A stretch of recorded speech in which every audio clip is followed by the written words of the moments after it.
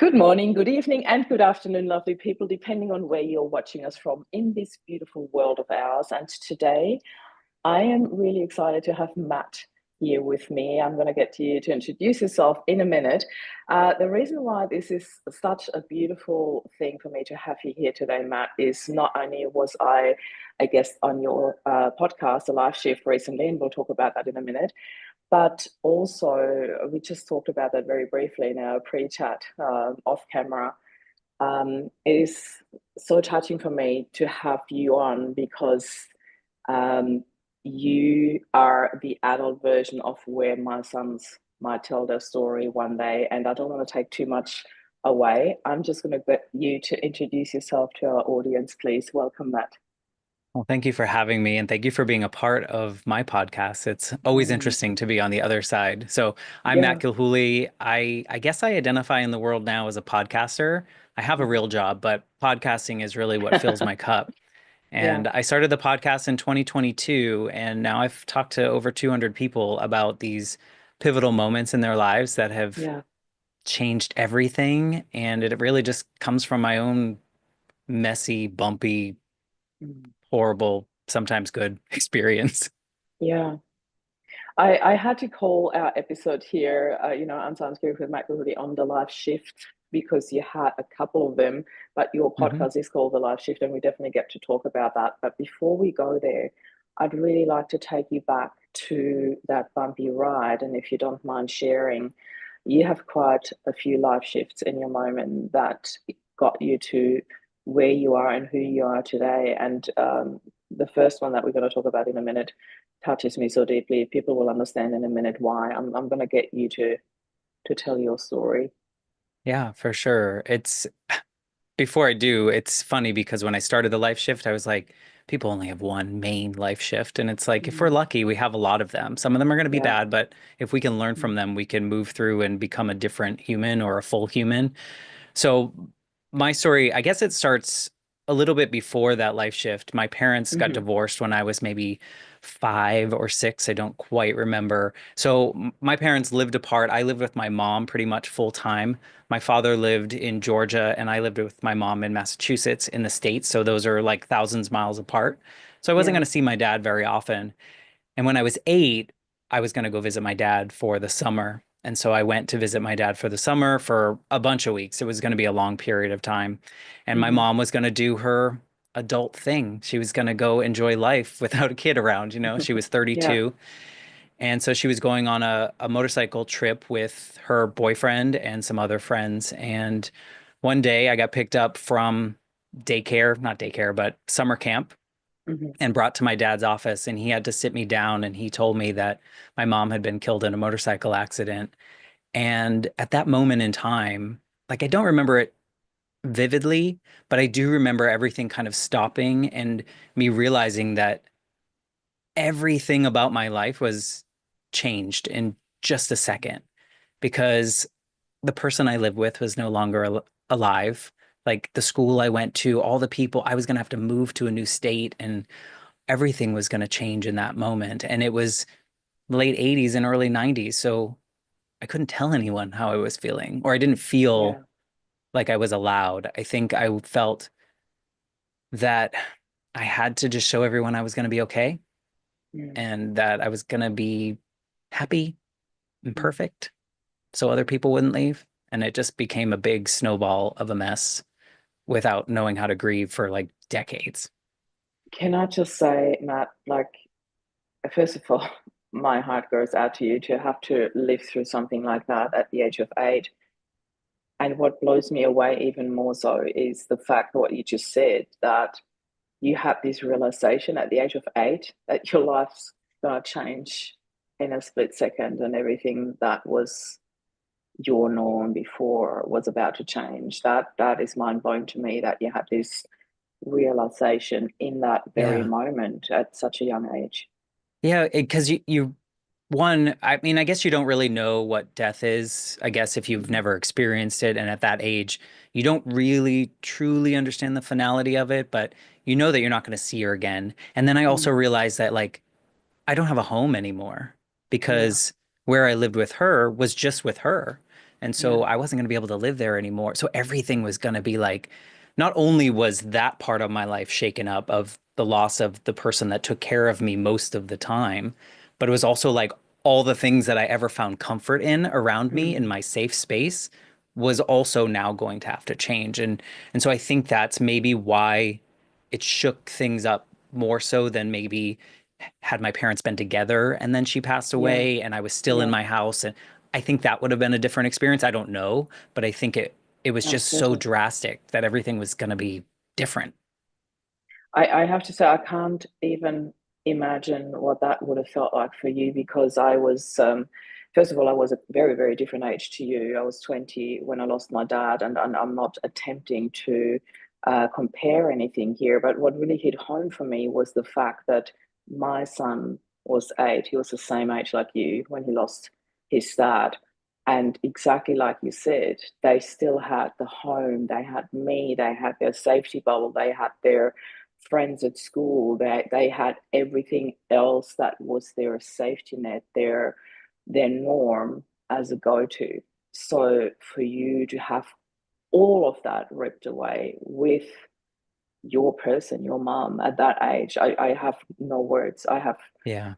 like this is so big. I don't even know if people understand what that really means for an 8-year-old boy. And as we just very, very briefly chatted about off camera, that fact that um, at that time, nobody had tools. Nobody talked about grief. Everything was just you know, let's move on and let's get him back to happy as soon as possible. Nobody really talked about the deep emotions, the knock-on effect that had, the secondary grief that came with all of that. Like what you just explained. That is Yeah. huge. So, how do you feel, as much as you recollect from that age, that you dealt with that? What was going through your mind at that time? And most importantly, what was your relationship with your dad like? Was it even existent or not? Because Yeah. you said you lived thousands of miles away. Yeah, I had a good relationship. I maybe I didn't give the full picture. They were divorced and he had recently just moved to a new state and he was going Hmm. to, so he was only gone for maybe like 5 months or so. So it wasn't, Okay. this was a new thing. And Yeah. I had a pretty good relationship with my dad. I would say that Good. my relationship with my mom was much stronger because Hmm. she was the primary caregiver at the Mm. time. And it was, it was weird. I mean, looking back, my dad was like 35 or so. He was used to being a single guy. And so now all Mm. of a sudden, he was going to have to play the role of both parents. Yeah. He didn't have the tools himself to understand how to process losing like his ex-wife, someone that he Yeah. loved dearly for a long Yeah. time. So he was doing the best he knew how. And my Mm. grandmother didn't have the tools because she had suppressed all of her emotions from, like early trauma in her life. And so Yeah. I would see these people around me, the closest ones, my dad and my grandmother, my dad's mom, Hmm. Yeah. and I would see that they like you could tell that they just wanted to make me happy, whether that was taking me Mm. places, buy me things. Yeah. And so I think at that young age, I assumed, okay, they need to see that I'm going to be okay, Mm. which then forced me into perfectionism. So I don't know if anyone Mm. else can relate to that, but I felt like, okay, I have to do everything I Yeah. can so that my dad doesn't leave. Because No. when you're that young, when your parent dies, it feels like abandonment. And so my fear was now I'm going to establish this new safe space with my father. Yeah. What if I'm not perfect? Is he going to leave and then I won't have a safe space? Doesn't Mm. sound very rational, but looking back now, I It makes realize a lot of sense all the from a child patterns that, perspective. yeah. Yeah. But if you don't know how to deal with it, or you don't have the tools, or you don't have a therapist, or people aren't talking about it, it snowballs and it becomes Yeah. a messy, messy journey. Like it was like 2 decades before I say that I properly processed losing my mom. Hmm. So early 30s. What happened there? Well, it was a mess in between. It was, I mean, you also have like the teenage years, which is just a mess for everyone. That anyway. anybody, not even losing a parent, but like you have that. Mm, And then you also have like I think it's important to think about the crutches that I used along that hmm time period because in high school, everyone, at least in America at the time, there were a lot of your mama jokes. Like they would, mm, do like your mom jokes. yeah. And it didn't really hurt my feelings because I know they're jokes. But what I did to help myself, which sounds really terrible now, and people are gonna listen to this and be like, "What?" But I would turn it around when they would say that, and I'd be like, "She's dead," and then make them feel bad for saying these Mm. things, right? But for Oh God, I me, can there so was relate to that. it's like some kind of win, but it's a Yeah, protection. Like if I look back, it yeah, was me trying to stand up for yeah. myself Mm. when I knew I shouldn't cry and I knew I shouldn't do all these other things or quote unquote should not do those things. Yeah, So yeah. there were things like that along the years. There would be, I do something, I get like an award or something, and I would Mm. justify it as though I got this award because my mom died. Or if I did something bad, it was, oh, I didn't do well because my mom died. So it was like very much hmm a crutch Everything was, for yeah, 20 everything was years. connected. Yeah, And funny enough, when I kind of hit the stride of being able to process the grief, it was triggered by a moment in a workplace situation in which I was just miserable. And I was like, I need to do something about this. It's an acute issue. I need to go figure this out. And I found the right therapist, figured out the work issue, but it then started to uncover the things about losing my mom. And yeah. truly, what it was, it took 5 therapists. So, anyone listening, like, don't give up after the first one. If it doesn't click, Thank you. like, Yeah, you got to keep trying absolutely. because Mm.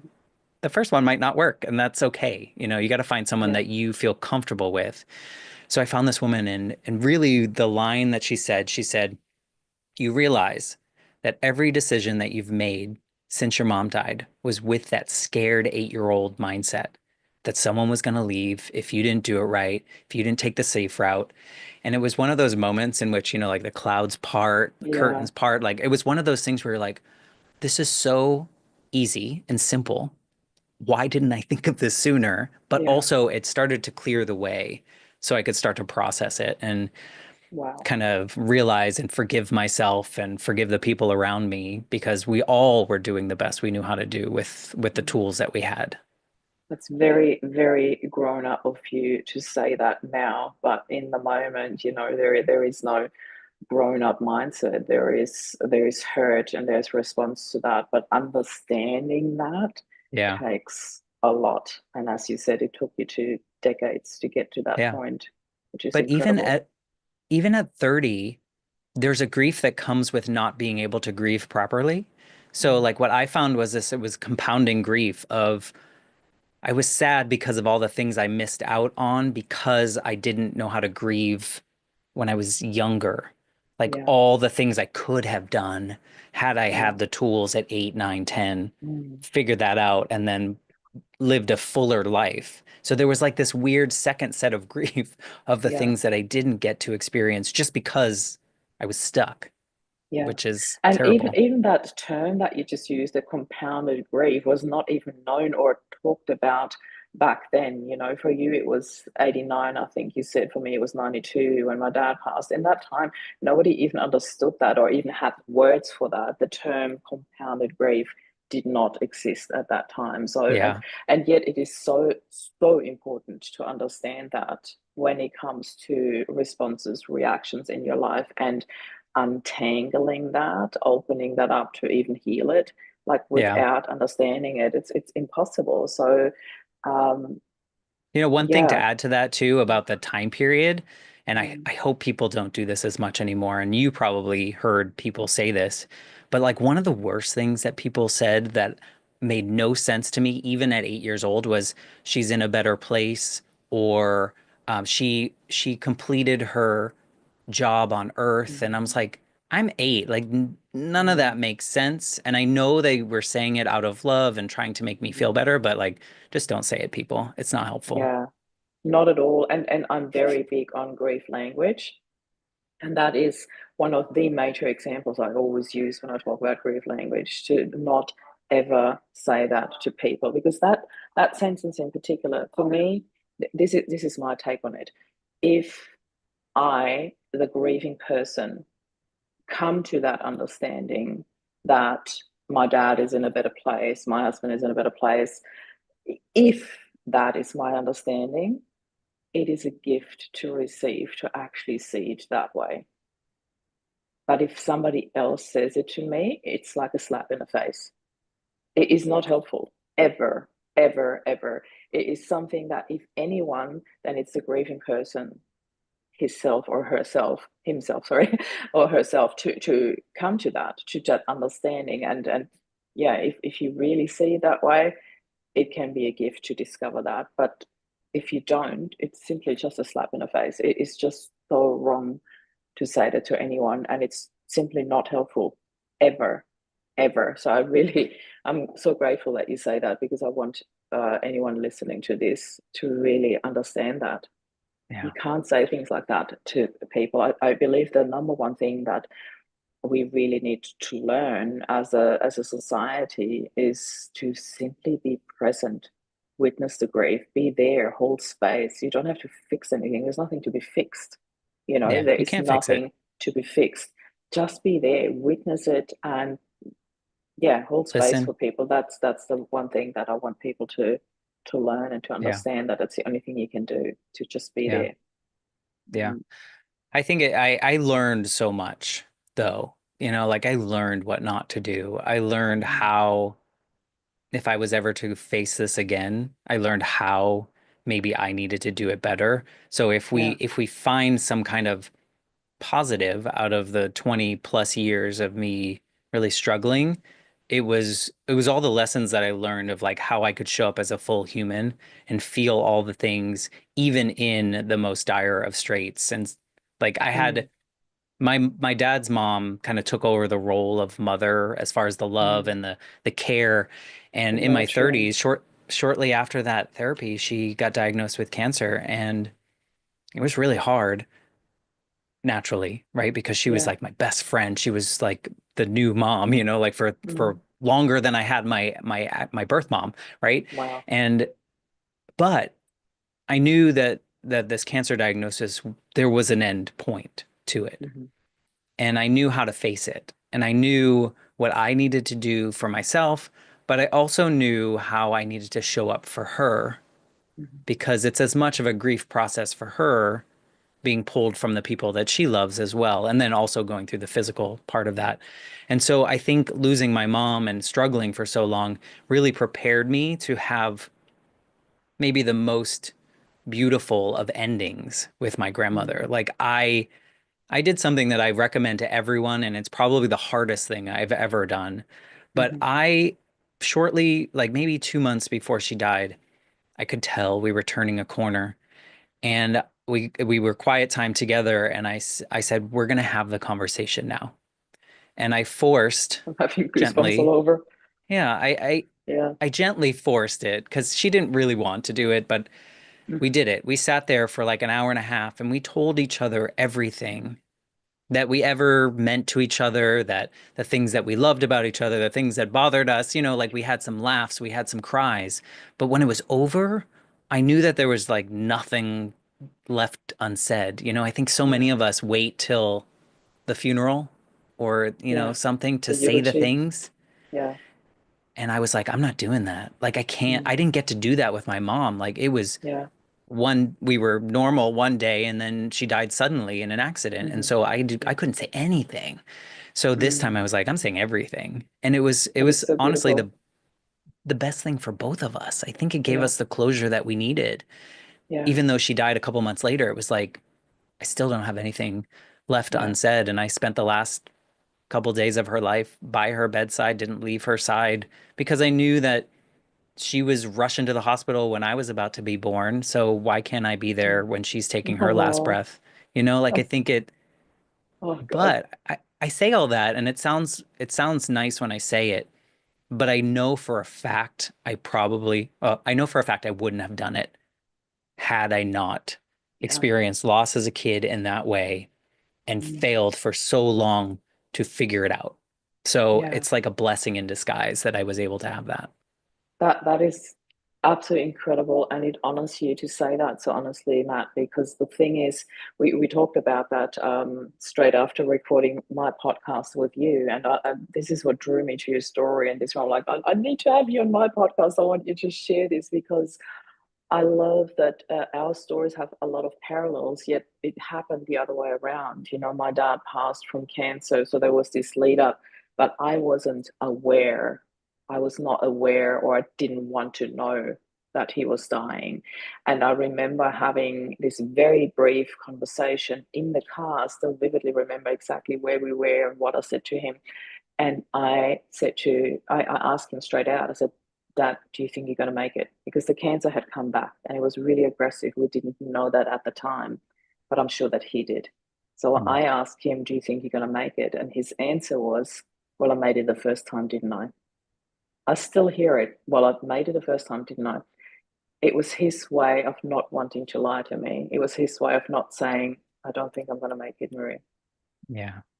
because he couldn't say that to me. He wasn't ready to do that. And I know that he wanted to protect me, but there was this moment of, what I thought pure honesty. And that was his way of being as honest as he possibly could without telling me something that he knew I wasn't ready to hear.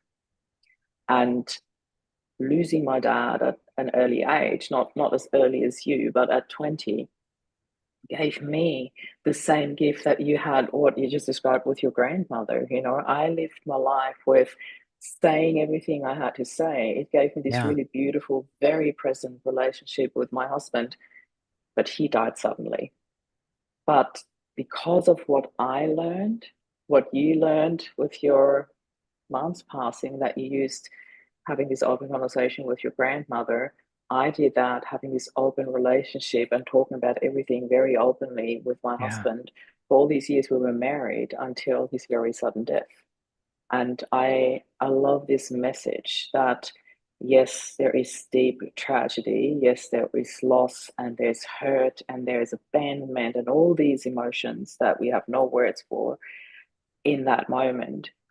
But then there are these, what I call the hidden gifts in adversity, the things that enable us to live our lives differently and to have those life shift moments Hmm. and utilize them for something really beautiful and powerful.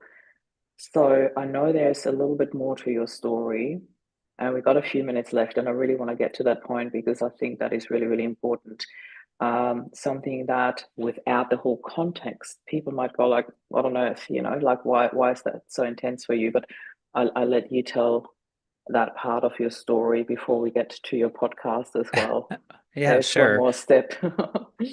There is, and it was a surprising one. It was Yeah. unexpected. I thought I lost my mom, figured it out eventually how to grieve there.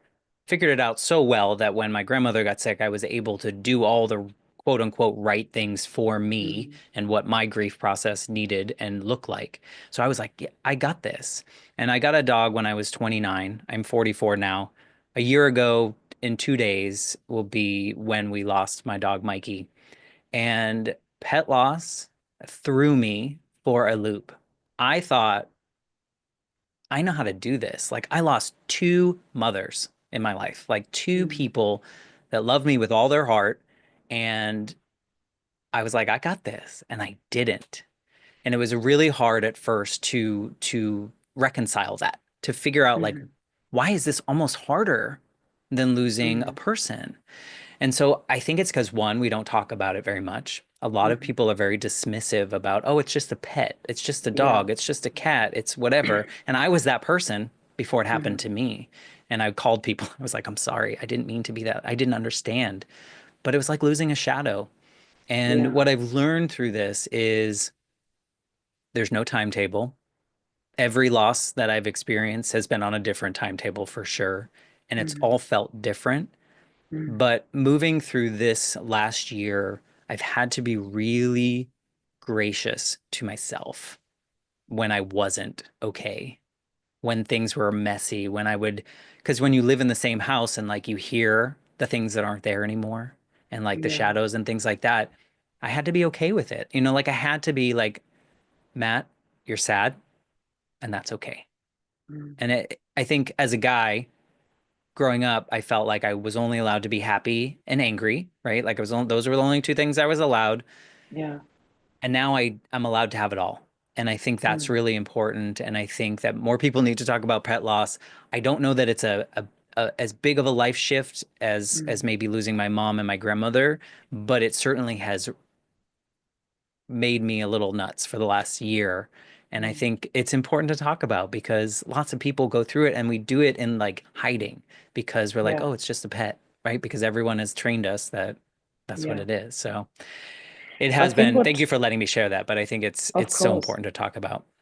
I think so too. I think it was also such an important part of your journey, and I strongly believe that pets really represent something way deeper than that surface level, or it's just a pet, Yeah. for me. And I know for a fact that it will throw me big time when the day comes when my cat passes, because she was also, for me, she was a connection point with Rob, my husband. Yeah. It took me 7 years to convince him to get a cat, and then we finally got her together. We Yeah. adopted her together.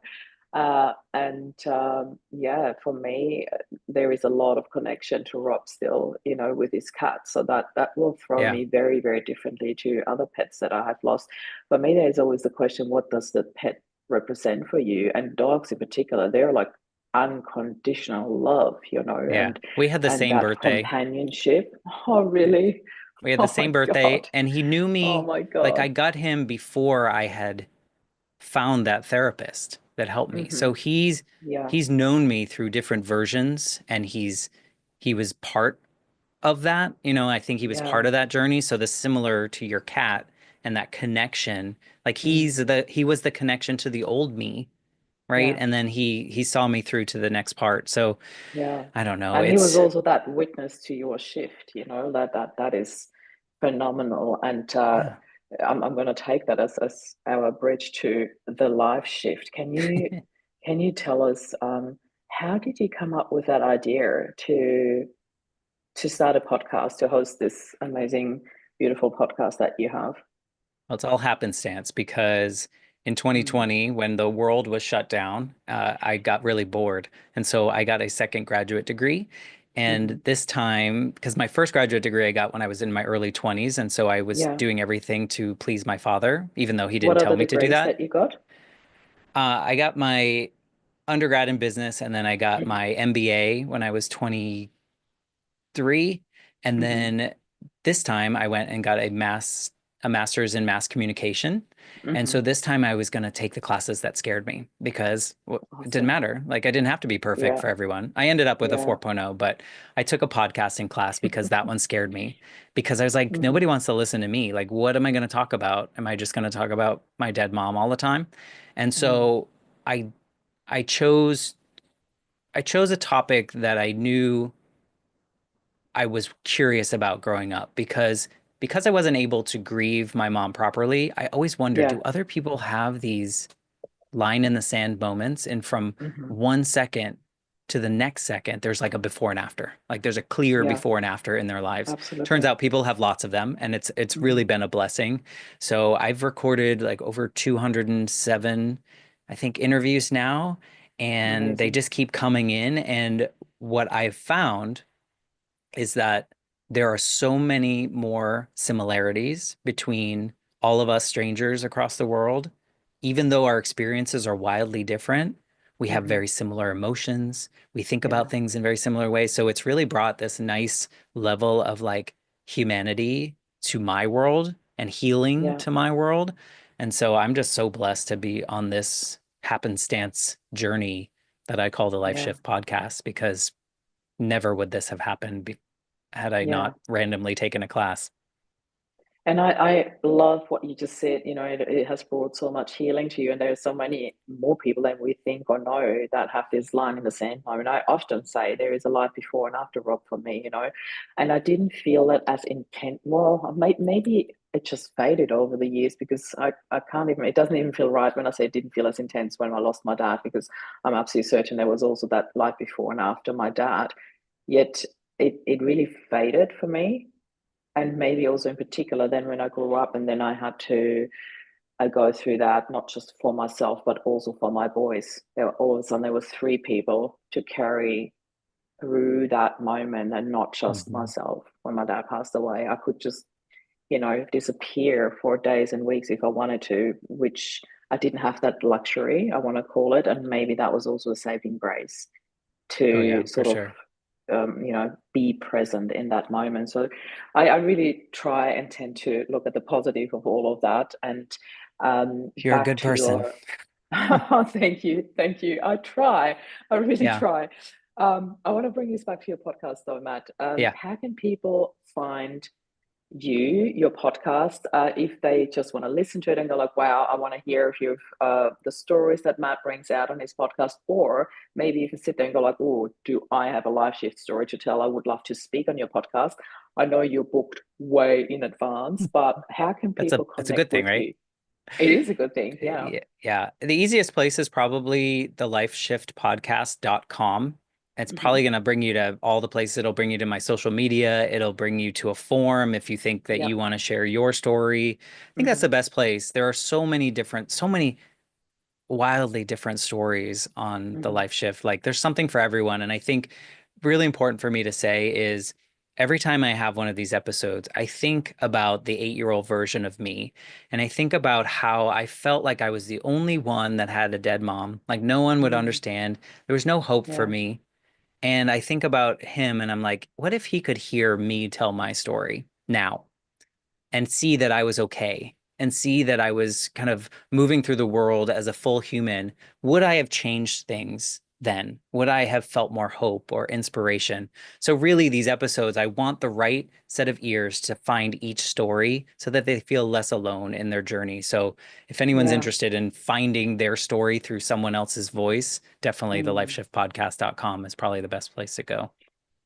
I love this so much, and I'm so grateful that you came here to share your story. As soon as we connected on your podcast, I knew I wanted to have you online to share your story. It's just so suitable.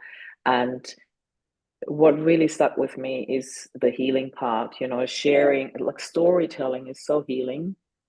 I I didn't really know, feel like with every time when we share our story or hold space for others to share theirs, or then go into that beautiful flow of communicating, of conversation, I feel I take something away from every single right? person who comes on my show, or even when I speak on other podcasts, Yeah. there's really something so healing It around becomes like a storytelling. mirror.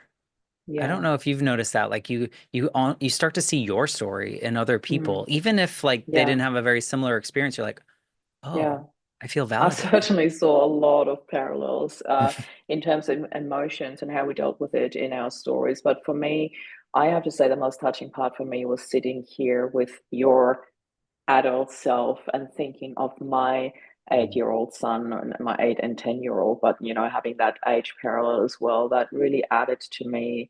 And it gave me so much hope watching you talk about your story, knowing that my sons are on that path. That has given me so much, and I really want to thank you for that. It's Well, absolutely thank beautiful you. to have you here. So I will need my glasses for that so I can see where I'm switching off the live stream, because without I can't see that anymore. Matt, I want to thank you from the bottom of my heart for being here, for being so raw and open with your story.